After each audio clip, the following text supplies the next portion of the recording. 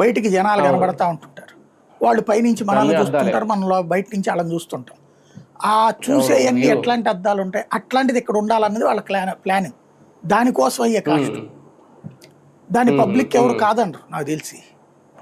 అంటే అసెంబ్లీకి అంట కదా ఈ 2540 కోట్లు అద్దాలు. అట్లాగానే కాదు, టోటల్గా అక్కడ బిల్డింగ్స్ కడుతున్నారు. దేనికి పెడతారో తెలియదు.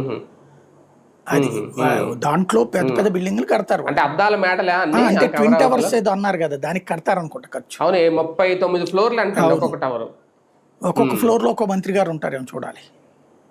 అంటే ఇప్పుడు మంత్రిత్వ శాఖలు ఉంటాయి కదా, ఒక మంత్రి గారికి సంబంధించిన డిపార్ట్మెంట్స్ అన్ని ఒక్కొక్క ఫ్లోర్ కి పెట్టేస్తే సరిపోతుంది కదా, అది చేస్తారు.